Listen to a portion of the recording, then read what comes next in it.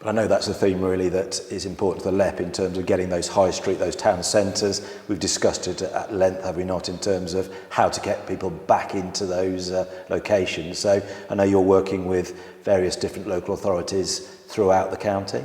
Yeah, definitely. You know, and I think, you know, I even take it into our small team. We've got some people who are really keen to get back into the office, some people who are really, you know, quite nervous. And I think the same applies to the high street is, you know, how are we going to open the high street back up, where you've got some people who are really keen to get back in, want to touch the goods that they buy.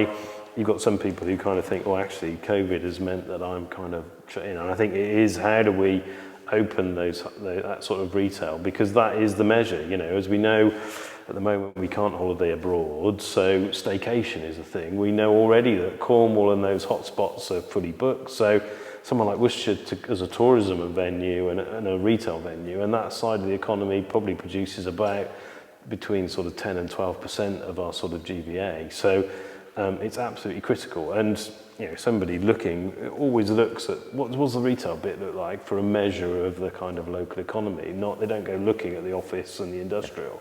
They always go into the high street and say, well, the high street's thriving, this must be a great place to invest and locate. And therefore, and then the high street's been pretty robust. Obviously, those national chains that have gone. But we've seen it, you know, we're seeing sort of it come back. I've been, you know, really pleased as I walk through just to see the number of people. And I think how we then do the next 6 months, I think, is really key to kind of give people the confidence to come back and spend their money.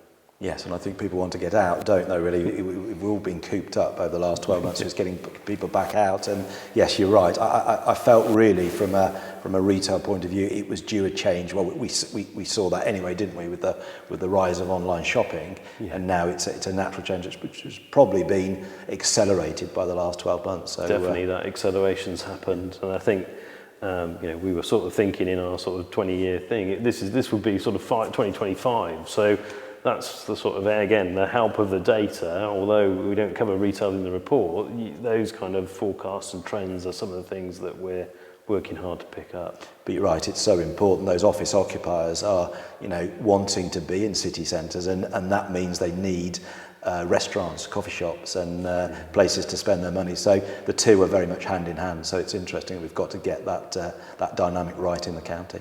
Yeah, and opening in a safe, secure way.